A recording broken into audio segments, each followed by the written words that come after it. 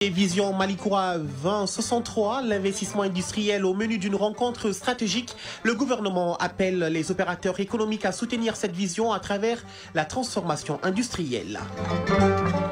La Cour suprême, à travers la section des comptes, forme les acteurs de la lutte contre la corruption à Bamako. Les participants sont à l'école de la discipline budgétaire et financière pour mieux traquer les délinquants financiers. Koniba Diara, magistrat, est l'un des invités de ce 13h dimanche. L'État malien face à une vaste opération d'immatriculation foncière. Toutes les parcelles bâties et non bâties seront désormais immatriculées. L'idée est de permettre à chaque citoyen de sécuriser son terrain avec un titre foncier officiel, seul document reconnu par la loi comme preuve de propriété. Les explications avec notre deuxième invité, le président de la commission d'immatriculation. Actualité hors de nos frontières, les hommes de la rédaction sont en poste pour nous faire le tour du monde. Nous commencerons également par la Sierra Leone, Guinée et également le Bénin. Il y aura le Nigeria, le Kenya et plusieurs autres destinations sont au programme. En sport, la Supercoupe Assimi Goïta, l'édition 2025 prend fin ce dimanche. Le bouquet final oppose Koulikoro et Mopti au stade de Mamadou Konaté à partir de 16h30. Et puis bonne nouvelle du côté de la balle au panier, Afro-Basket des moins de 16 ans, Rwanda 2025 en filles et garçons. Les Maliennes ont disposé de celle de la Côte d'Ivoire hier au compte de la deuxième journée des matchs de groupe. Le cancer de l'œil ou appelé rétinoblastome chez l'enfant est une maladie rare et très grave. On en parle en fin de journal dans Focus Santé.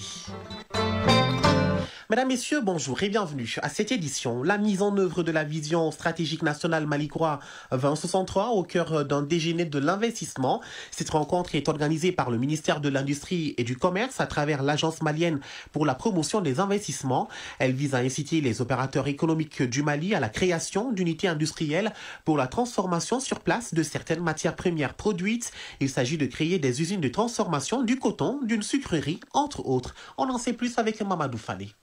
Des produits made in Mali avec les matières premières produites au Mali, c'est la nouvelle stratégie de l'Agence malienne pour la promotion des investissements API Mali. Cette stratégie s'inscrit dans la vision de Malikoura Nyatasra. Pour parvenir à cela, API Mali a regroupé un groupe d'investisseurs maliens autour d'un déjeuner pour examiner 3 projets. Première dans une série qui s'annonce dans les prochaines semaines. Ibrahim Ahamadou Touré, directeur général de API Mali. Nous n'avons pas d'autre option que de passer par les investissements. Et donc l'Agence pour la promotion des investissements au Mali se retrouve par la force des choses et bien heureusement au cœur donc, de la mise en œuvre de cette vision. Et donc il faut que nous réfléchissions pour donner un contenu à cette vision et proposer des actions concrètes pour mettre le secteur privé de notre pays au cœur de la mise en œuvre de cette vision. C'est d'aboutir à la mise en place de consortiums de 2, 3 ou même de 6 opérateurs économiques autour d'un, 2 ou des 3 projets structurants que nous avons proposés et qui seront de nature à renforcer notre économie et à assurer la transformation économique de notre pays à travers donc la production de sucre, de coton hydrophile et même la mise en place de 2 filatures au Mali, à Bamako et à Koutchala. Ces 3 projets structurants sont conçus pour répondre aux priorités de développement de notre pays ancrées dans nos réalités. Amadou Djadje Sangaré, porte-parole des investisseurs. C'est quand même une première en République du Mali que les autorités convient les hommes d'affaires maliens pour les expliquer la vision, à savoir la vision d'aller vers une économie endogène. Ça veut dire une économie faite par des Maliens et pour des Maliens. Et nous sommes prêts également à tout mettre en œuvre pour assurer la mise en œuvre de cette politique-là. Le gouvernement, à travers le ministère de l'Industrie et du Commerce, entend soutenir cette ambition par des mécanismes d'accompagnement, d'incitation et de facilitation pour que nos entrepreneurs nationaux deviennent les leaders de notre économie. 13h06, actualité judiciaire au Mali, ouverture à Bamako d'une session de formation sur la discipline budgétaire et financière, ainsi que sur les mécanismes de détection des fautes de gestion. Cette session, organisée par la section des comptes et le parquet général de la Cour suprême, est destinée aux acteurs impliqués dans la lutte contre la corruption et la délinquance financière. La rencontre visait à mieux connaître le fonctionnement et les procédures devant la Cour de discipline financière et budgétaire. Pour d'amples explications, nous recevons notre premier invité. Il est magistrat à la Cour suprême. Bonjour Koniba Diara. Bonjour. Alors, d'entrée de jeu, c'est quoi la mission de la section des comptes de la Cour suprême? Ok, d'une manière générale, il faut dire que la section des comptes a pour mission essentielle de veiller au bon emploi des deniers publics et d'en informer les citoyens. Alors, la section des comptes a des attributions juridictionnelles et non juridictionnelles qu'elle exerce sur le fondement de la loi 2016-046 du 23 septembre 2016 portant loi organique fixant l'organisation, les règles de fonctionnement de la Cour suprême et la procédure suivie devant elle, et aussi sur le fondement d'autres textes relatifs à la gestion des finances publiques et au code de transparence. Et quand on parle de section des comptes, on parle aussi de chambre financière et budgétaire. Bien sûr, la section des comptes a 5 chambres, dont une chambre non permanente. Et cette chambre non permanente, c'est elle la chambre de discipline financière et budgétaire. C'est une chambre par laquelle la section des comptes exerce une fonction juridictionnelle, comme je l'ai dit tantôt, en matière de discipline financière et budgétaire. Et devant cette chambre, il faut dire que sont déférés les auteurs des faits visés à l'article 294 de la loi organique. Et en fait, ces faits sont des faits qualifiés comme étant des fautes de gestion. Donc en matière de recettes et en matière de dépenses. D'accord. Ok.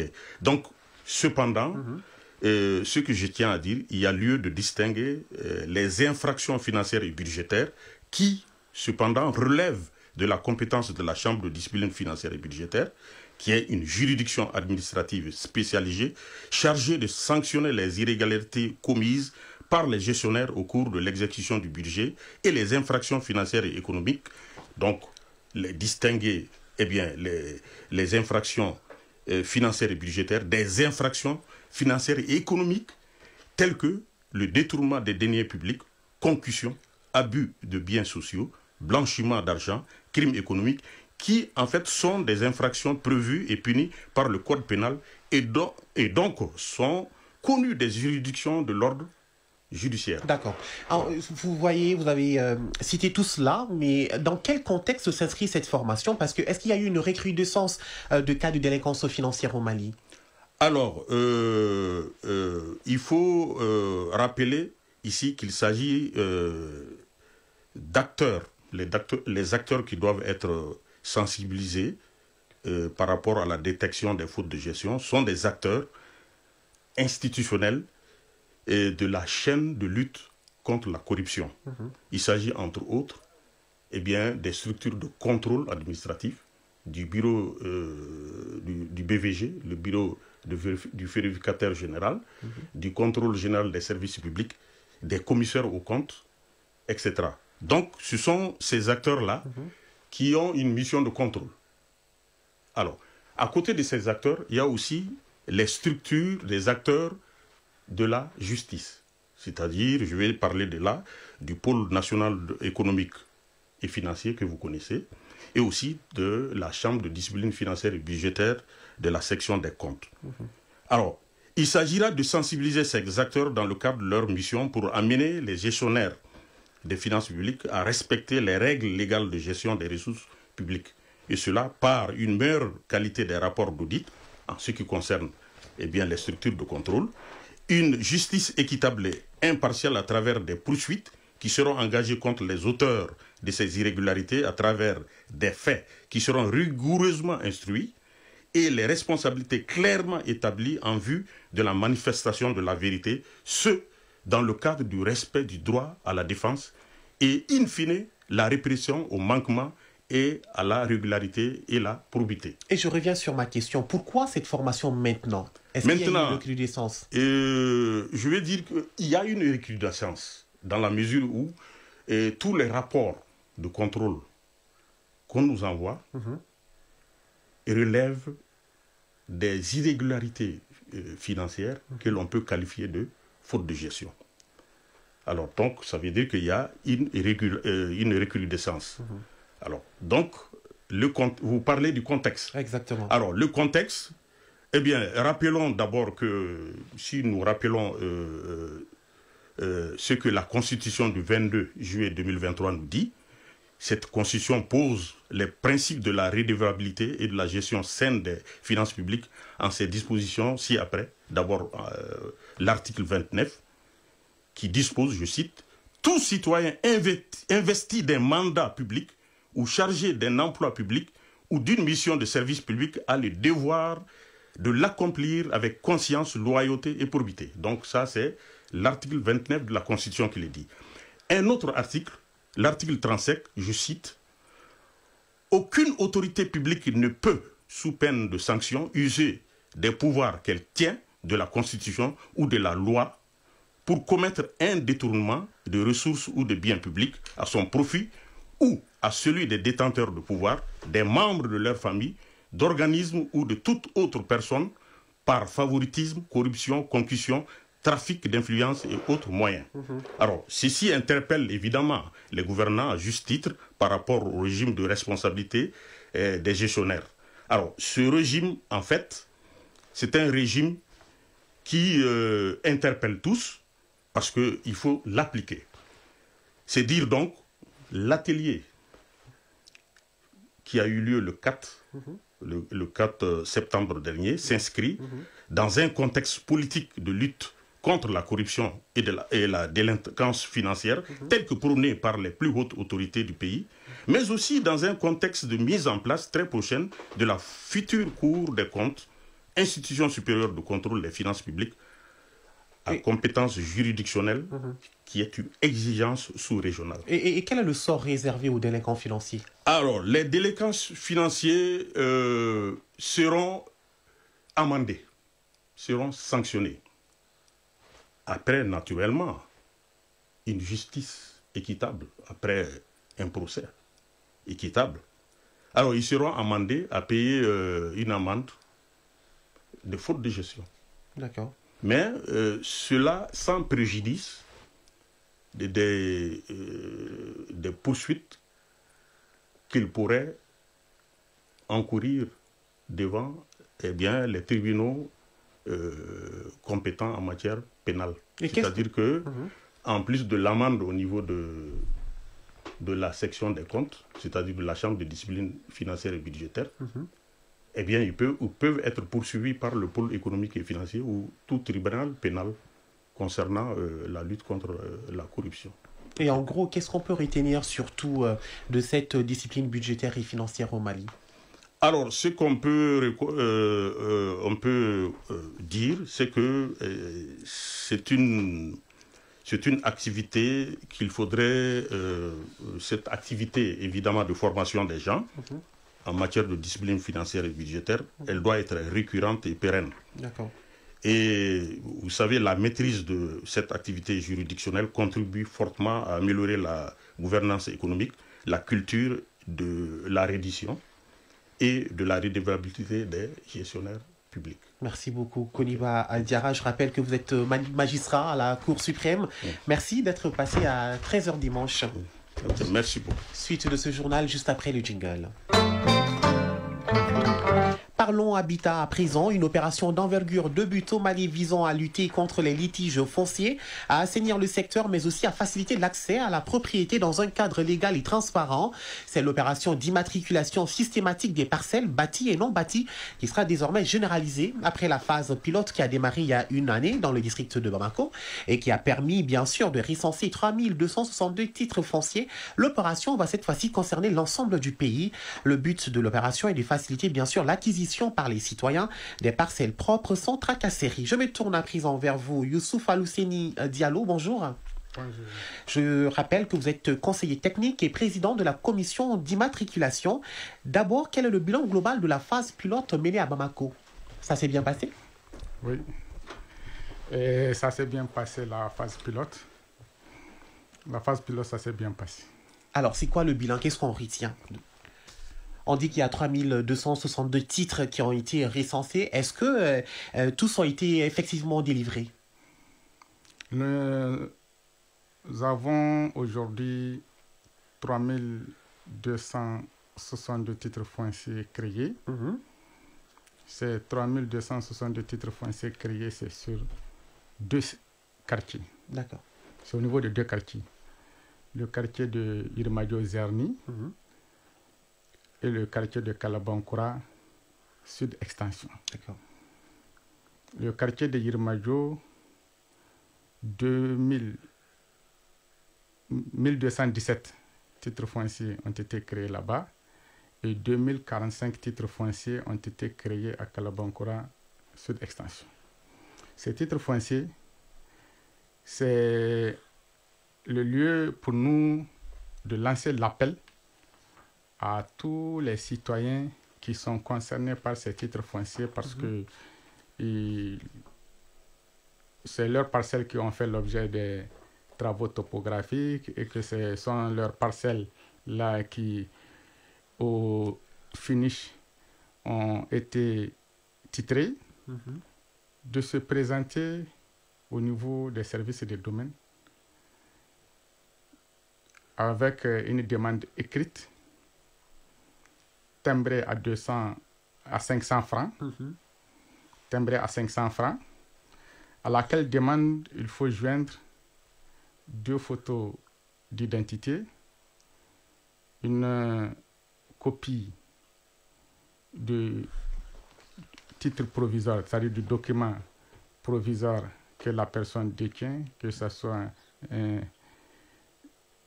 une lettre d'attribution, un permis ou autre. D'accord. Donc, ils doivent aller récupérer les titres. Ils doivent aller récupérer les titres avec ces formalités. Très bien. Avec ces formalités, mais ce n'est pas tout. Au-delà de la demande timbrée, de la photocopie de la pièce d'identité, de la copie certifiée conforme du document provisoire, d'une réponse à réquisition délivrée par le bureau spécialisé des domaines et du cadastre compétent et d'un extrait de plan. D'accord. Et cette opération, ça concernait essentiellement que le district de Bamako. Et la nouvelle opération, ça s'étend sur le Mali. Aujourd'hui, l'opération s'étend sur toute l'étendue du territoire. Ça a commencé justement par ces 4 quartiers qu'on avait cités dans nos précédentes communications. Mais aujourd'hui, ça s'est étendu. Ces quartiers-là, c'était vraiment une phase pilote. Mais aujourd'hui, ça s'étend partout au Mali. Ça concerne les autres quartiers du district, mais aussi ça concerne toutes les capitales régionales. Vous commencez par quelle région? L'opération est lancée systématiquement. Dans chaque région, il y a des services des domaines et du cadastre. Donc, c'est lancé systématiquement pour toutes les 19 régions. Alors, la question qui taraude l'esprit, c'est bien sûr le prix de l'immatriculation. Le prix de l'immatriculation, d'une parcelle. Bon, le prix de l'immatriculation, c'est d'abord le prix de cession. D'accord. C'est d'abord le prix de cession. Mais au-delà du prix de cession, il y a d'autres prix, d'autres montants à payer.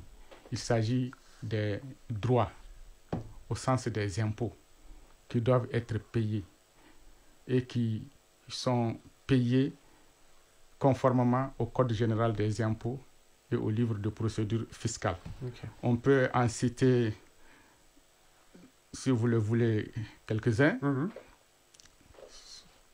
Nous avons le prix de cession. Nous avons les droits d'enregistrement au taux de 15%. Nous avons le droit de timbre au taux de... Le droit de timbre, c'est 35 000 francs. Nous avons le droit de mutation au taux de 1,7%. Nous avons le droit fixe pour un montant de 70 000 francs. Nous avons, dans le cadre spécifique de l'opération d'immatriculation systématique des parcelles de terrain, les frais du géomètre expert. D'accord.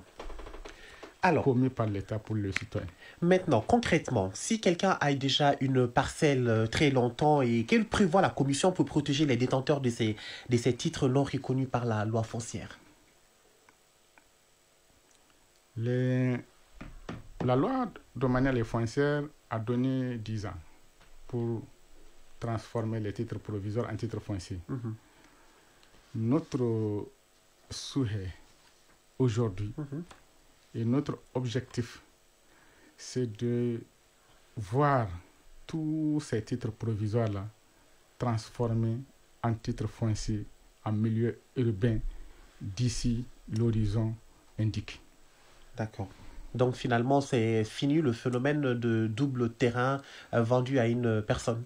Aujourd'hui, aucun autre document ne doit être délivré si ce n'est le titre foncier. Et le titre foncier, c'est un seul acteur que le délivre le service des domaines. Donc, c'est très difficile de quand même voir des doubles attributions à ce niveau, parce qu'on sait quand même les doubles attributions, c'est plus facile quand c'est plusieurs personnes qui sont autorisées à délivrer des documents de propriété sur les parcelles de terrain. Parce que les gens peuvent le faire les uns à l'insu des autres. Donc ça peut amener ce qu'on appelle des doublons, des chevauchements et tout ça. Et le titre, on peut l'avoir en combien de temps? Le titre, aujourd'hui, le délai est très court. Le délai de délivrance du titre est très court. Pourquoi? Parce que il s'agit pour le citoyen de demander seulement la cession du titre foncier déjà créé. D'accord. Si le titre est créé.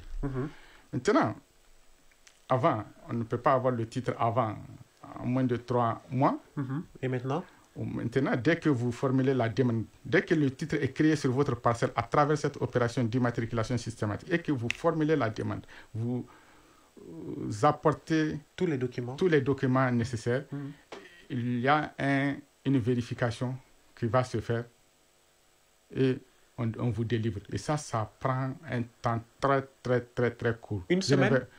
Je ne peux pas vous dire que ça va se faire en une semaine exactement, mais en une semaine, ça peut se faire. D'accord. Je peux vous dire tout simplement que ça peut se faire en une semaine. D'accord. Merci. Parce que ça va dépendre quand même de la vérification qui va se faire, que chaque document fournit. L'authenticité des documents. D'accord. Et dernier message à l'endroit des citoyens qui hésitent encore à faire immatriculer leur parcelle. Le dernier message, c'est d'inviter nos concitoyens à s'ouvrir à cette opération qui est faite pour eux. C'est pour leur faciliter l'accès au titre foncier qui est le document vraiment unique et retenu pour leur propriété foncière. Et tout est pris comme disposition pour que ce titre foncier-là leur soit accessible, non seulement en termes de coûts, mais en termes de procédure. Donc, ils n'ont qu'à seulement accompagner l'opération à travers leur disponibilité, à travers la facilité de l'accès des parcelles qu'ils occupent aux géomètres experts qui vont se présenter avec des réquisitions dûment délivrées par les services des domaines. Youssouf Alassane Diallo, Alousséni Diallo, merci. Merci. Je rappelle que vous êtes conseiller technique au ministère en charge de l'urbanisme et également président de la commission d'immatriculation. Merci d'être passé par là. Merci. Suite de ce journal. Actualité internationale à présent, le président sénégalais Bassirou Diomaye Faye a remanié le gouvernement hier. Ce remaniement gouvernemental a vu les départs des ministres de la Justice et de l'Intérieur ainsi que la nomination d'un nouveau ministre des Affaires étrangères. L'information a été annoncée via un décret diffusé à la télévision nationale. Mohamed Sangari, sur le dossier sénégalais. Bonjour. Bonjour Moussa Papa Aïdara. Alors, quel est l'objectif déclaré par Sonko et son cabinet pour ce remaniement dans le contexte d'une crise sociale et économique?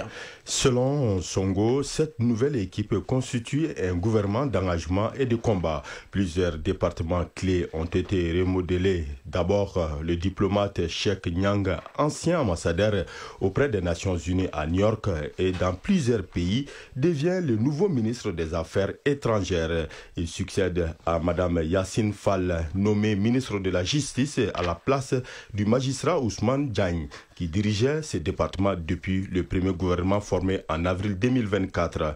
Le nouveau ministre de l'Intérieur est Mohamedou Bamba Cissé, avocat du premier ministre Ousmane Sonko. Le premier ministre et certaines franges du parti au pouvoir ont récemment critiqué les lanternes, selon eux, des enquêtes judiciaires sur des violences ayant fait des dizaines de morts entre 2021 et 2024, ainsi que la gestion antérieure. Sonko a expliqué le remaniement de la justice par le souci de réconcilier ces départements avec les Sénégalais et reconquérir leur confiance. Ce remaniement s'inscrit dans un contexte économique préoccupant. Déficit budgétaire estimé à 14% du PIB, dette publique à environ 119% 10% du PIB et chômage autour de 20%. Le gouvernement mise sur un plan de redressement économique et social financé majoritairement par des ressources internes tout en négociant un soutien avec le FMI. Avec ces nouveaux cabinets, Bassirou Diomaye Faye et Ousmane Sonko veulent afficher une volonté de rupture et de fermeté dans un Sénégal confronté à une crise sociale et économique. Moussa Papa Aïdara. Merci beaucoup, Mohamed Sangaré, pour toutes ces explications. Le dialogue national sur la paix et la sécurité en Afrique, organisé par la Fondation Thabo Mbeki, a pris fin hier samedi. Durant les 3 jours de travaux à Johannesburg, en Afrique du Sud, la République démocratique du Congo était au centre des discussions.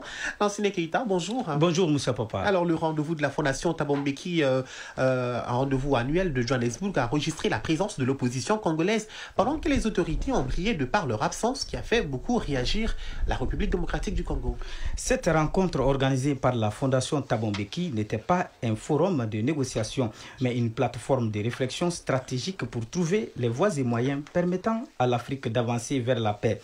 Les participants, notamment des diplomates, des experts venus de plusieurs pays et des représentants des partis au conflit, ont abordé les questions au Sahel, au Soudan, au Mozambique, à la Corne de l'Afrique.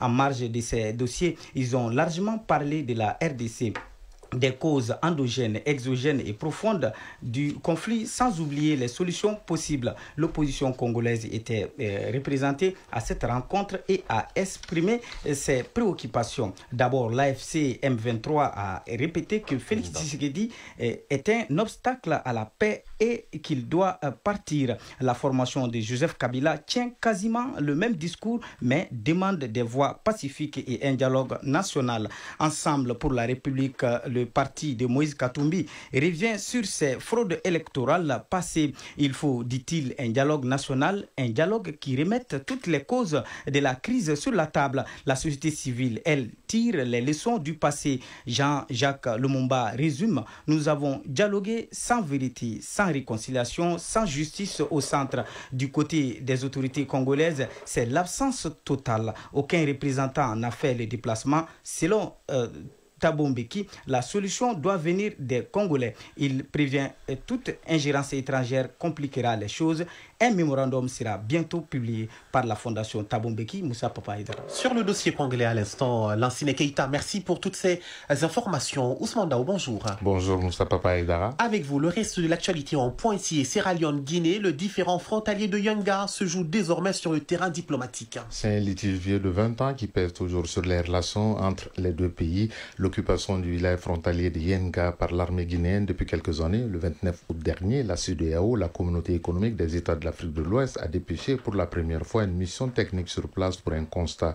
Et désormais, le dossier se jouera aussi sur le terrain diplomatique entre Julius Maada Bio, le président sierra-léonais et le nouveau chef de la CEDEAO, et le médiateur officiel Umaru Sissoko Embalo, président de la Guinée-Bissau, qui ont prévu de se rencontrer sur le sujet très prochainement. Au Bénin, l'opposition réclame la démission du ministre des Finances et de la Coopération, Romuald Wagdani, désigné par la majorité présidentielle comme candidat à la présidentielle d'avril 2026. Le parti Les Démocrates pointe du doigt une situation problématique de conflit d'intérêts. En sa qualité de ministre, il exerce la tutelle sur la Direction générale des impôts, l'organe administratif chargé de délivrer le quitus fiscal aux candidats à l'élection présidentielle, un document obligatoire pour valider toute candidature au Bénin.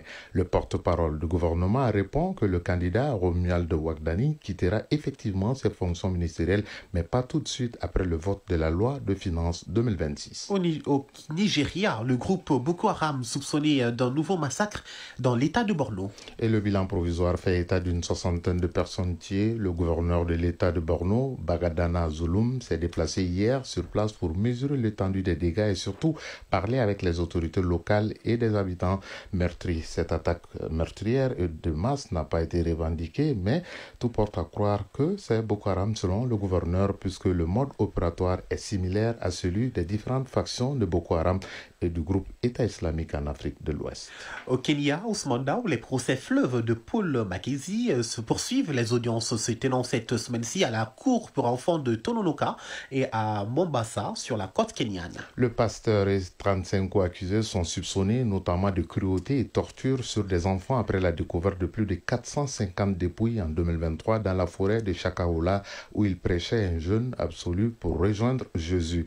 L'analyse de ce téléphone portable a été présentée devant la Cour avec beaucoup de preuves irréfutables. Selon la Cour, ces nouvelles révélations seront retenues contre le pasteur Mackenzie et ses co-accusés. Au Royaume-Uni, le Premier ministre remanie son gouvernement après la démission de sa vice-premier ministre. Dans la foulée de cette démission, d'Angela Rayner, contrainte de quitter ses fonctions pour fraude fiscale, au poste clé, la ministre de l'Intérieur, Yvette Cooper, devient ministre des Affaires étrangères, succédant à David Lammy, qui prend la justice et devient vice-premier ministre en remplacement d'Angela Rayner. Le très sensible portefeuille de l'Intérieur revient à Shabana Mahmoud, jusqu'ici ministre de la Justice. D'une démission à une autre, cette fois-ci nous sommes au Japon. Le Premier ministre Shigeru Ishiba démissionne sous la pression de son parti. Il l'a annoncé ce dimanche matin à Tokyo, sa démission. Moins d'un an après son arrivée au pouvoir, âgé de 68 ans, il quitte ses fonctions sous la pression croissante de son propre camp, le Parti libéral-démocrate, affaibli par les mauvais résultats aux élections sénatoriales.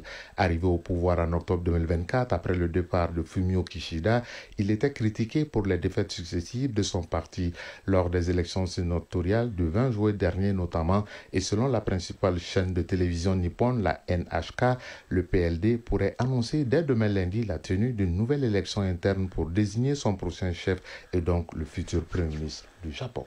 Merci beaucoup Ousmane Dao pour toutes ces explications. On parle sport tout à l'heure, mais avant, vous êtes plus basket ou football? Tous les deux, puisque je suis sportif dans l'âme. Ouais, j'imagine. Allez, le sport.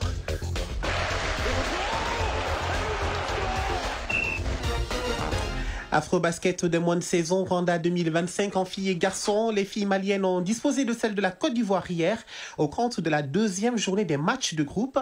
En football, la 8e journée des éliminatoires du Mondial 2026 Zone Afrique démarre ce dimanche avec la rencontre Centrafrique-Comores dans le groupe I, celui du Mali. Les Aigles jouent demain lundi contre les Black Stars du Ghana à Accra. Et puis Super Coupe Assimi Goïta, l'édition 2025 prend fin ce dimanche. Le bouquet final oppose Koulikoro et Mopti au stade Mamadou Konaté à partir de 16h30. Voyons tout cela avec Famorou Djourté. Football, Super Coupe Générale d'Armée Assimi Goïta, l'édition 2025 rendra son verdict ce dimanche au stade Mamadou Konaté. La finale la mettra aux prises Koulikoro et Mopti. Il s'agit d'un match entre le tenant du titre et le vainqueur de l'édition 2022. La finale sera présidée par le Premier ministre général de division Abdoulaye Maïga. Le coup d'envoi est prévu pour 16h30. Ce samedi, en match de classement, Bougouni a pris le meilleur sur Tombouctou par 4 buts à 1. La sélection du Bani Monetier monte sur le podium de la Super Coupe Générale d'Armée Assimi Goïta dès sa première participation. La 8e journée des éliminatoires de la Coupe du Monde 2026 débute dans la zone Afrique ce dimanche. Cette journée restera décisive car certaines sélections peuvent se rapprocher un peu plus du mondial et d'autres pour garder espoir. C'est le cas du Mali qui se déplace demain lundi à Accra au Ghana pour défier les Black Stars. Les Aigles du Mali sont 3e de leur groupe avec 12 points, derrière Madagascar 13 points et les Black Stars du Ghana 16 points. Une seule rencontre a lieu ce dimanche, ce sera dans le groupe I, celui des Aigles du Mali. La Centrafrique 5e avec 5 points accueille à 16h les Comores 4e avec 12 points. Le reste des matchs de la 8e journée se joue lundi et mardi. Grâce à sa victoire éclatante 5-0 contre le Niger lors de la 7e journée, le Maroc est devenu le premier pays africain qualifié pour la Coupe du Monde 2026. Les Lions de l'Atlas avec 18 points, soit 8 de plus que leur dauphin tanzanien, à 2 journées de la fin des éliminatoires dans le groupe E, ne pouvaient pas rêver mieux comme résultat pour inaugurer le stade Prince Moulay Abdallah qui accueillera d'ailleurs la finale de la CAN 2025 le 18 janvier prochain. Toujours au football, ce samedi 6 septembre 2025, le Djolobassé du Mali a remporté la 4e édition de la West Africa Champions Cup disputée à Kankan en Guinée. Tenant du titre, le club de Remakono s'impose de nouveau et réalise un doublé historique. Le Stade malien termine ce tournoi amical international à la 4e place avec 5 points sur 12 possibles. Roya AC avant-dernier 2 points et l'ICR du Libéria point dernier avec un petit point. Afrobasket U16 Rwanda 2025 en filles et garçons, les filles du Mali ont dominé celle de la Côte d'Ivoire sur le score de 65-38 ce samedi lors de la 2e journée. J'étais disant à l'instant, les Aigles du Mali, après l'étape marocaine soldée par une brillante victoire sur les Comores, ont mis les caps sur le Ghana où ils défieront demain les Black Stars au compte de la 8e journée. Et c'est un vol spécial affrété par l'État malien que les Aigles sont arrivés tard dans la nuit. Le point de cette arrivée des Aigles dans la capitale ghanéenne avec nos envoyés spéciaux Arjou Matina et Sambou Diakité. Après leur rencontre face aux Comores le jeudi, les Aigles du Mali ont attendu hier samedi pour quitter Maroc direction Accra, la capitale ghanéenne. C'est là, à travers un vol spécial affrété par l'État malien pour permettre à l'équipe de voyager dans les meilleures conditions pour le Ghana en vue de préparer sereinement la rencontre cruciale Ghana-Mali prévue ce lundi au compte de la 8e journée des éliminatoires de la Coupe du Monde 2026 dans le groupe I. Après plus de 4 heures de vol, les Aigles vont ainsi arriver à Accra tard dans la nuit de samedi à dimanche. Malgré l'heure tardive, la délégation malienne a eu droit à l'accueil de l'ambassadeur du Mali au Ghana ainsi que d'autres Maliens vivant à Accra. Et juste après, la délégation a pris la route. Direction l'hôtel, son lieu d'hébergement. Accra, Al-Jumatina, Sambou Diakité pour l'ORTM. Focus Santé. La rédaction s'intéresse aujourd'hui à une maladie rare et grave chez l'enfant appelée rétinoblastome ou cancer de l'œil. La chimiothérapie et l'ablation de l'œil sont des traitements possibles avant que le patient ne contracte le stade avancé de la maladie qui est la forme extra-oculaire. Cette dernière survient très généralement si la prise en charge de l'enfant n'est pas faite à temps. Une maladie oculaire cancéreuse dont nous parle Kouba Sissé en rediffusion. Une maladie pas comme les autres. Il s'agit du rétinoblastome ou cancer de l'œil. Cette pathologie affecte très généralement les enfants de 0 à 4 ans. Professeur Fousseini Traoré, pédiatre en hémato-oncologie. C'est un cancer qui se développe au niveau de la couche interne de l'œil qu'on appelle la rétine. Les signes initiaux, c'est-à-dire précurseurs de la maladie, c'est surtout la leucocorie. La leucocorie, c'est les reflets blanchâtres de la pupille qu'on peut observer au niveau de l'œil de l'enfant quand il y a un petit point blanc. Ça, c'est un signe d'alerte. Aussi, le strabisme. En bambara, on dit nigne tarakalamenafe, nigne djenganatoni. L'origine est multifactorielle. Il y a une origine génétique, familiale dans 15% des cas, mais dans la plupart des cas, c'est sporadique, dans 80% des cas. Les 2 yeux de Bandjougou Sako sont atteints de cette maladie, ou les Matukante, mère du patient. Cet enfant souffre du cancer de l'œil depuis 7 ans, mais on ne le savait pas. Le premier signe a été l'apparition d'une tache blanche au niveau de la pupille. Au début, nous avons fait le scanner. Dans un premier temps, les médecins ont enlevé un œil. Ensuite, ils ont enlevé le second. Les médicaments sont chers. Seydou Kone, âgé de 5 ans, est aussi malade du rétinoblastome. Depuis qu'il avait 1 an, les premiers signes de la maladie sont apparus. Aramata Bengali, mère du patient. Mon enfant souffre énormément. Il a la plaie au niveau de l'œil et de son cou. La maladie a commencé par l'écoulement d'eau. Nous avons été à Kadjolo, Sikasso et ici à Bamako. Malgré les différents traitements, son état de santé ne s'est pas amélioré. Il ne mange pas. Le traitement de cette pathologie cancéreuse est facile si elle est détectée à temps. Si tel n'est pas le cas, les complications surviennent, nous confient les médecins. Ce n'est pas seulement l'oncologie pédiatrique qui traite cette pathologie. Nous travaillons beaucoup avec les ophtalmologues.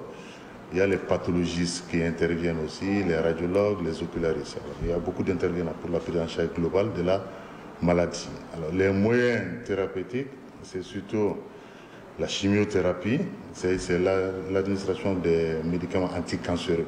Ensuite, nous faisons l'énucléation. L'énucléation, ça consiste à l'ablation de l'œil de l'enfant. On enlève l'œil de l'enfant, mais on remplace l'œil enlevé par une prothèse oculaire. Quand on passe à côté des premiers signes, alors la maladie va continuer à progresser. Et l'œil, la maladie peut sortir de l'œil. On appelle ça la forme extra-oculaire, qui est la forme très évoluée de la maladie qu'on ne peut pas traiter en fait. Alors il n'y a pas de prévention en tant que telle pour les rétinoblastomes. Dès l'apparition de certains signes comme la tache blanche sur l'œil de l'enfant, les parents doivent urgemment l'amener chez les spécialistes pour des analyses approfondies. Question de savoir si c'est le début du rétinoblastome ou pas. En faisant cela, le traitement peut être facile. 13h41. Voilà l'essentiel de ce que vous êtes en train de savoir. Présentation, Moussa Papa Idara. Tous les plaisirs étaient pour moi. Mise en onde bien assurée par Alimata Ouattara. Mise en ligne Cheikh Abdelaziz Koulibaly. Réalisation, coordination Ousmane Dao. Merci à tous pour votre attention. Prenez soin de vous et des autres et n'oubliez surtout pas, garde le sourire, quoi qu'il arrive. Bon dimanche à tous sur le RTM.